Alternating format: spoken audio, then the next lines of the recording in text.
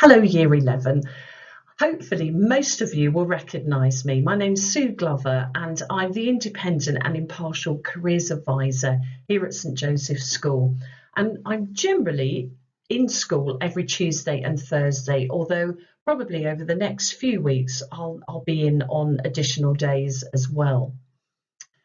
Having just arrived back in Year 11, here we are, getting you now to think about what your next steps are going to be when you actually come to the end of Year 11. And this time goes really, really quickly. Although you've missed a large chunk of careers input that should have happened in Year 10, we want you to know that we are all here, all of the careers department, that's Mrs. Nobis and Mrs. Fenwick and myself, to help support you through to your next steps. Uncertainty about what's ahead is hard for all of us, but I want you all to remember that you are unique. And just take a look at the diagram on this slide, which represents your whole self, with the whole of me being right in the centre. So qualifications are one part, but there are many other parts that make us the people that we are. And each one of you has unique skills and knowledge that you've built up over your years in education and learning. You all have unique life experiences, especially the one that you've just been through and are still going through. And in the future, you will be able to talk about resilience and how you came through these challenging times. You all have your unique qualities and values, what's important to you, and your own character and personality. Some of you may have done some work experience, whether that's paid, voluntary, charity, or helping a family business. All of these things make up your unique self. And all of these things is what you're going to be taking out into the world of employment or onto education. So value all of these things, not just one of them. Today, you're going to watch a presentation about your next steps, and it explains all the different pathways that are open to you. You should now be starting to research these options, and over the next few weeks, you will be reintroduced to Career Pilot. And Career Pilot will be able to signpost you to information and advice. Each one of you will have a careers interview, and you'll receive an appointment through your tutor. And any notes from that interview, and in particular any actions that we decide you need to follow through, will be written up on your Career Pilot account. Your form tutor will also have access to this and will also be touching base with you to make sure that you are following through on any action points that we agree at that careers meeting. If you'd like an interview sooner, then please just let your tutor or Mrs. Fenwick know and she'll arrange this. In previous years, pupils have been able to go along and attend open days at local sixth forms and at colleges, but currently we're unsure about how that's going to happen. We have invited all education and apprenticeship providers to send in presentations so that you'll be able to view these.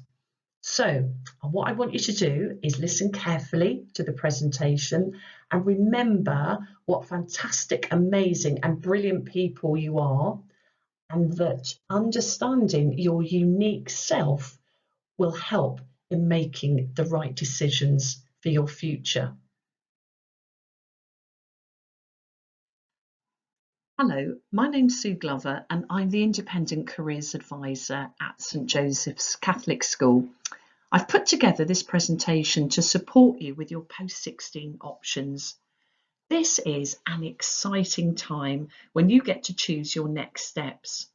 Sadly, I've not been able to speak to you all directly, but this presentation contains all of the information and advice that you'll need to begin the process of choosing your post-16 options. For some of you, this time can be quite daunting. You've been at St Joseph's for 5 years now and have to leave that security and start all over again. Some of you will be ready for that move and others more anxious about the decision-making process. And although I sadly cannot say what you'll be doing in 5 years' time, I can say that you will be going into a very different working environment from the one that I or your teachers, parents or carers entered. Even over the past few months, the changes we've all had to make have been extraordinary. For me, it's been a rapid learning curve in technology, and so we all need to keep learning new skills that will equip us for the future. The jobs market is probably looking at its gloomiest in almost 3 decades, with a lot of redundancies forecast. We need to equip you with the best information, advice and guidance possible so that you can make the right choices. And to make good career choices, you need to know what drives you, your values and your passions, what skills you have, and what qualifications you're predicted.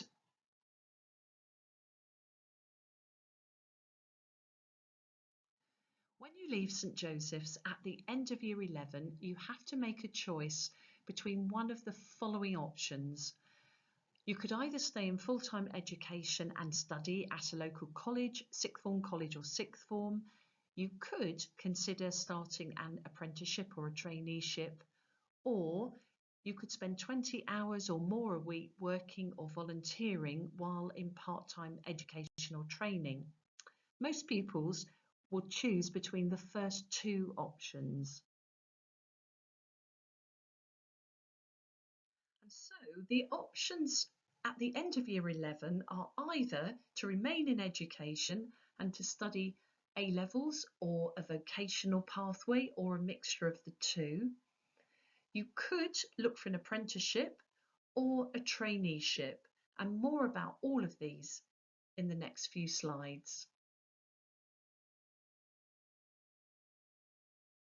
On this particular slide, I just wanted to run through the different levels that are available to you when you leave school, and also just to explain progression.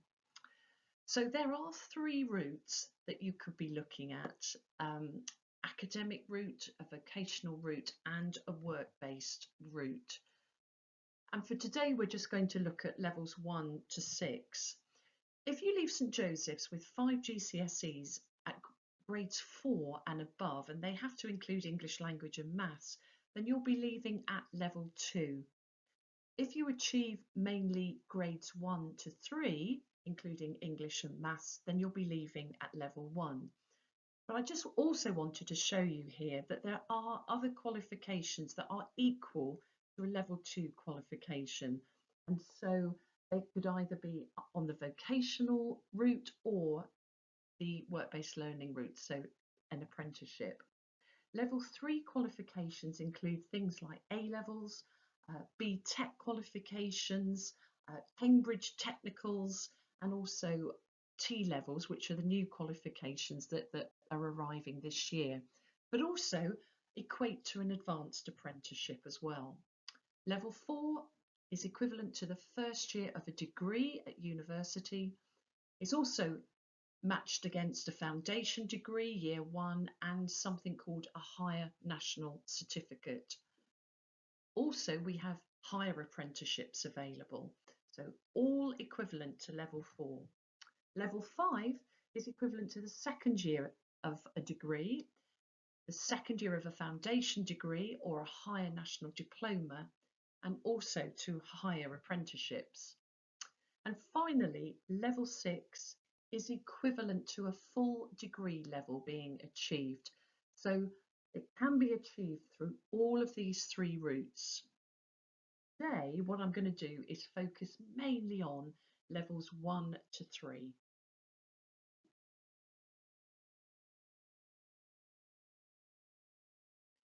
Firstly, we'll look at education and the different qualifications that you could start to research. If you achieve 4 to 5 GCSEs at grades 4 or above, and that includes English language and maths, you will be at level 2. And therefore, you really need to be looking at level 3 qualifications, and these can either be academic qualifications or vocational qualifications.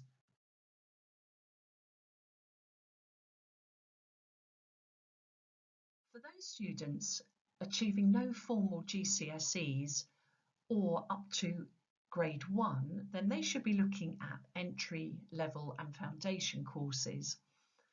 For students achieving 4 GCSEs at grade 2, and again including English and Maths, then they should be looking at level 1 courses.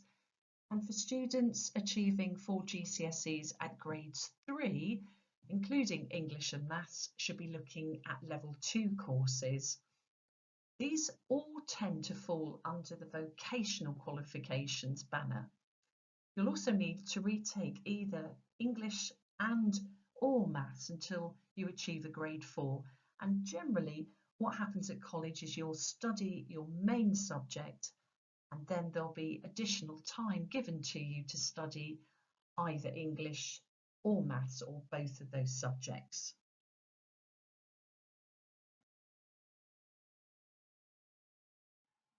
Now let's look at the different types of qualifications available, and the level of qualification that you can apply for will depend on your GCSE results. Firstly, I'm going to focus on those looking at level 3 qualifications, and level 3 is equivalent to 3 A levels. We'll firstly look at the academic route, which includes qualifications like A levels, EPQs, the International Baccalaureate, and Core Maths. I'll focus here mainly on A levels. A levels will give you the chance to find out more about a GCSE subject you've enjoyed, or you can choose to study a new subject such as law or economics or psychology, to name a few. They're really good preparation if you're thinking about university in the future or if you want to keep career options open. Entry requirements to A levels are generally 5 to 6 GCSEs at a minimum of grade 4 and above, and that has to include English language and maths. Each institution has its own entry requirements, and also there might be additional subject requirements too, so you really do need to check and do your research when you're looking through prospectuses and going along to open days. You generally choose 3 subjects and you study them for 2 years, and assessment is all by exams. Progression at the end of these qualifications is either into employment, onto an apprenticeship or university. And these qualifications can only be studied once you have passed your level 2 qualifications. Then we move on to vocational qualifications, and these are general qualifications that develop practical skills and knowledge related to a broad area such as business, engineering, art and design, social care, computing, to name just a few of the courses that are on offer. They're offered both at sixth forms and colleges, and they include a significant amount of classroom-based activities. Assessment is usually by both written and practical examinations. And these qualifications are also known as applied general qualifications and can be taken on their own or alongside other qualifications. And that would include A levels. So examples of these qualifications include BTECs and Cambridge Technicals. They're also equivalent to A-level qualifications and carry UCAS points and are equally valued at university. These particular qualifications are also available at lower levels, level 1 and level 2. And they take 1 year to complete. So you can start lower down and progress up to level 3. Moving on to practical courses, so vocational courses, again, they also provide specific job-related training and qualifications in things such as plumbing, electrical installation, hairdressing, catering, motor vehicle, construction, again, to name just a few of the subjects. They're usually very practical and involve learning in real situations with real customers. And that could also involve things like cutting hair in the college salon, which might also be open to the public, and cooking for paying customers in college restaurants, or installing bathrooms in the plumbing workshops. Progression from here is usually either on into work or on to a relevant apprenticeship.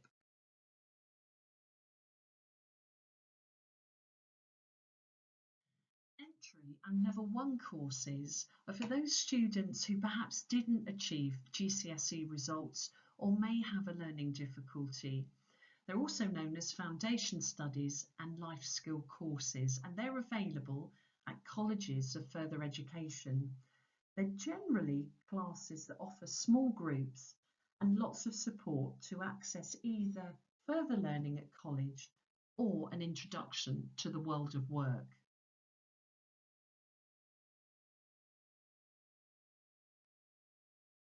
Levels are a new qualification coming out in September 2020.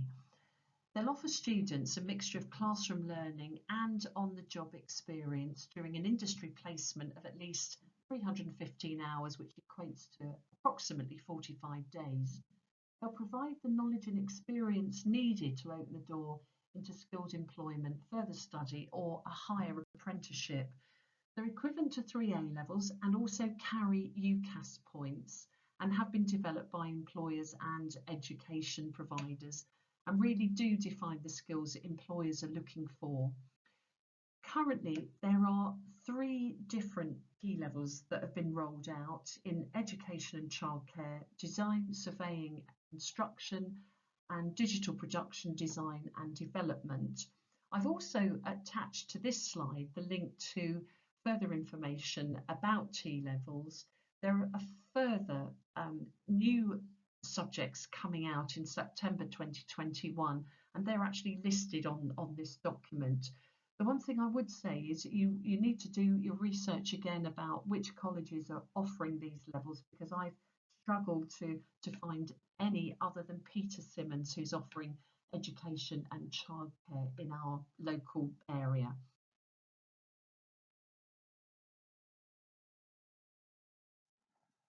Pupils with an EHC plan will also get additional support as is required. They will have a careers meeting with me. They will also attend an annual review with their parents and carers, and the school SENCO will also attend that meeting. We will look at suitable courses that meet that young person's requirements, and those courses tend to be more of a holistic package, looking at not only academic skills but predominantly life skills. We will also support transition, and that could be that we include taster sessions at their chosen college before they commence their courses in September 2021. So a few things to be thinking about if you're looking at choosing A levels as your next option. You need to consider, is that subject that you're choosing a subject that you may have already enjoyed studying at GCSE in the past, that you know you're going to get a good grade in it, and you want to learn that subject in much more depth at A level.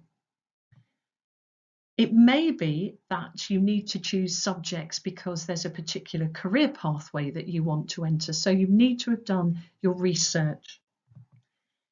It might be that, having looked at prospectuses, you want to study a subject that you've not studied before because you think it's going to suit your strengths and it's a subject that really interests you. Equally, if you're unsure about what A levels to choose, try and choose a combination of subjects that really keep your options open. Facilitating subjects are a handful of A level subjects commonly asked for in university entry requirements, and this makes them a good choice if you want to keep degree options open. So if you don't know what you want to study, it can really pay off to choose either 1 or 2 of these subjects. But it's really important to choose subjects because you're going to do well in them, not just because they're on this list. So please do your research. Often I get asked, can I study, for example, psychology because I haven't studied it at GCSE? Well, There are only some subjects really that ask for a good grounding in at GCSE, and these subjects are subjects like mathematics, physics, chemistry, biology, and modern languages. And what I would say is, yes, if you want to continue those at A level, it's good that you have studied them at GCSE and that you've got good results. But in subjects like politics, economics, psychology, and sociology, you don't have to have studied them at GCSE in order to study them further. So if in the future you are considering going on to university, or in fact applying for a higher or a degree apprenticeship, what I would always urge you to do is to work backwards. It may be that your particular career pathway that you want to get into, or that degree that really interests you, requires particular subjects. So please, again, do your research. Don't just leave it to chance. And again, if you need advice from me, then please ask. On this side is a list of all the local FE colleges, sixth form colleges and sixth forms. And I've marked an A for those that are offering A levels and a V for those offering vocational courses, and some of them offer both. FE colleges tend to offer a wide range of courses, both vocational and A levels. You may also find that they are open to a wider age range of people as well. Everybody starting at an FE college will be starting new. So locally we have colleges like Wiltshire College, Andover College, Sparsholt College and Totton College. Sixth form colleges are independent colleges that cater just for students aged between 16 and 18, and most will offer a mix of A levels and vocational subjects. Age groups are 16 to 18 and most are co-educational. So similar to FE colleges, everyone again starting on these courses are new to that sixth form. They offer a really good midway between school and university, allowing you to become more independent in your learning. And sixth forms are attached to schools, and therefore the majority of students tend to feed in from that school. It tends to have a similar feel to perhaps a school environment. At the beginning of the new academic year, all Post-16 providers will produce booklets called prospectuses, which will explain the courses that they offer and their entry requirements. And these will be available in school but can also be accessed online too. These entry requirements can vary significantly between institutions, so always check. Find out what subjects they offer and explore new subjects too. And don't assume that because you've enjoyed a certain subject at GCSE that you're going to also enjoy it at A level. Do your research. They will be offering open days. Whether that might be virtually or on site is still to be decided, but it does give you the opportunity to look at facilities, meet tutors, find out more about course content. It's also useful to use this time to establish where their previous students progressed on to. Please also consider the time that you'll be travelling. What seems like a good idea in the summer may not be as inviting when it's dark, cold winter months. A levels are a big step up from GCSEs. In fact, the gap is greater from GCSE to A level than from A level to degree. So be sure that you've researched your subjects thoroughly. Remember, if you do have a particular career in mind, do you need certain subjects or grades? So please do your research. Now let's move on to apprenticeships, and apprenticeships have changed dramatically. Gone are the days when they were seen as second best option to education.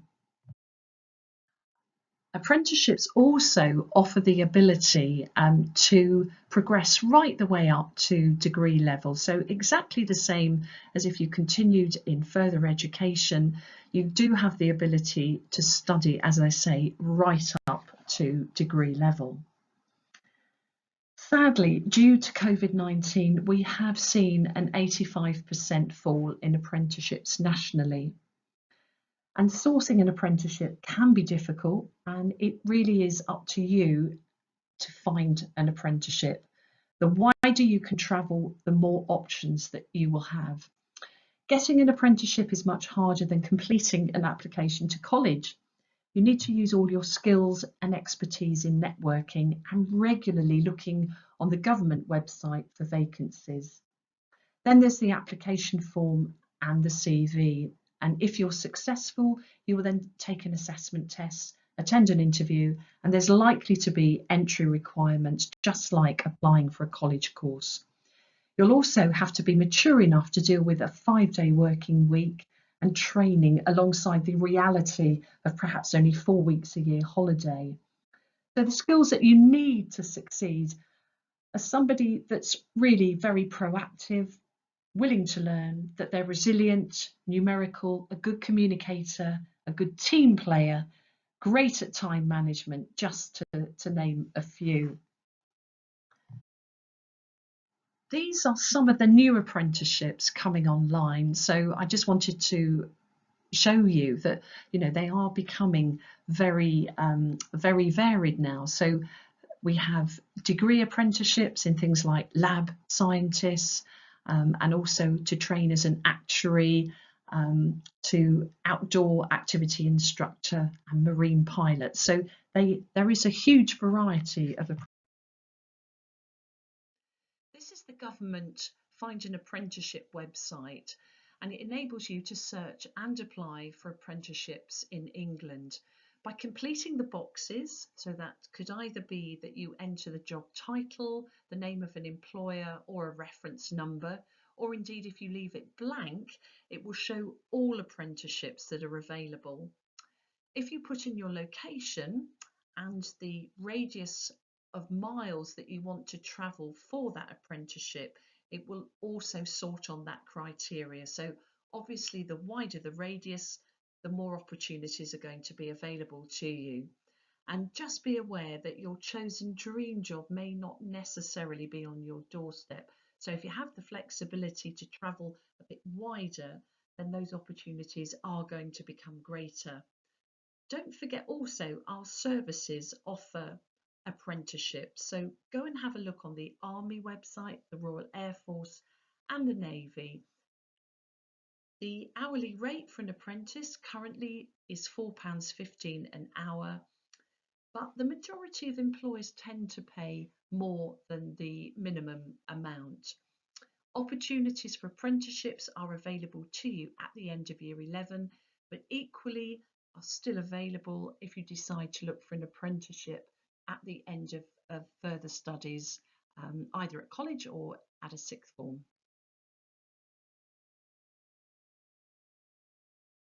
I just wanted to show you a couple of apprenticeships so that you could see the sort of the variety that there are. So this was an apprenticeship in childcare, available in Salisbury back in 2019, and it just gives you an idea of the type of salary. So all of this information is on the Gov website. It explains exactly what the job role is, the training, how much you'll be paid and how long that apprenticeship will take. This is another apprenticeship on offer for an apprentice surveyor. This was available again last year, but it's just to show you the variety of different types of apprenticeships that are available. The annual salary is pretty impressive. I would assume that they would probably be looking at a level 3 qualification in order to access this type of apprenticeship, but it's really just to show you the contrast between the different types of levels that are now being advertised.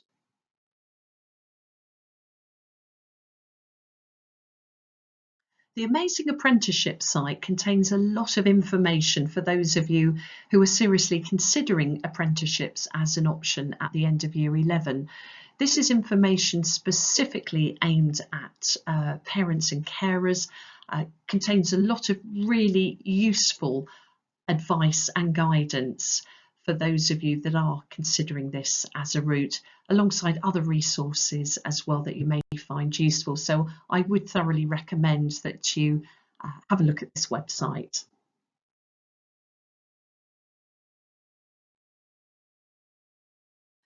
So traineeships have been around, but the government currently want to increase the numbers. So these are for young people who know that they definitely want to go into work, but aren't really sure about what occupational area they want to work in. These courses can last anything from between 6 weeks up to 6 months, and they are like massive work experience placements. It is unpaid, but it does give you the opportunity to be sure about a career route before signing up for a full apprenticeship. So how do we support you?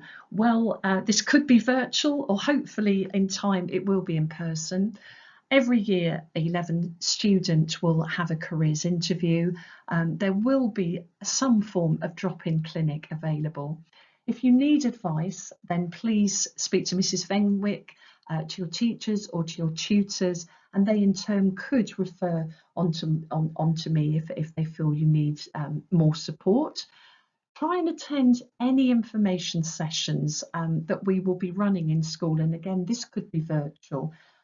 So in the past, we've had sixth forms, colleges, apprenticeship providers and employers coming into school. Don't just go and see one of them. Try and see as many of them as you can, because I am a great believer in you don't know about what you don't know about. So the more information you have, the better the decision you'll make in the long run. And also use the resources that are available. So how do you access the resources that are available in school? On the St Joseph's website, we have a careers portal that can be accessed through the tab Teaching and Learning. Career Pilot is one of the resources that I hope you're all familiar with.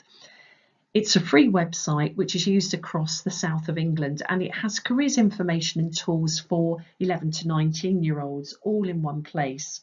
It provides links to colleges and schools and universities, and it also helps find out about courses and jobs. It explains about not only post-16 options, but also looking to the future. It will also support you when looking at your post-18 options too.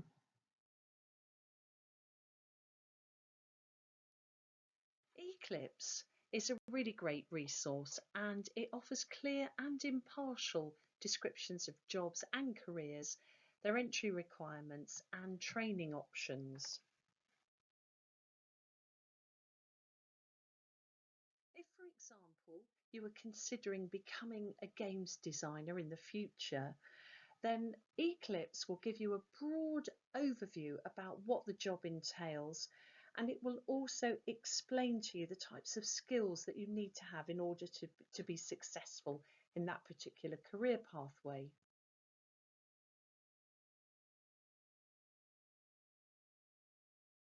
And within this information, it will also explain to you the entry requirements that you need to begin the process of training in that particular field and the different ways that you can train.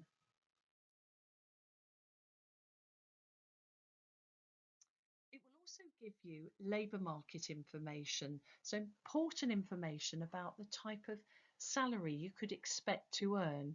Also about employment by region, so where the majority of jobs within that particular field can be found, gender split, and importantly, predicted employment trends. So are those jobs going to be there when you hit the jobs market?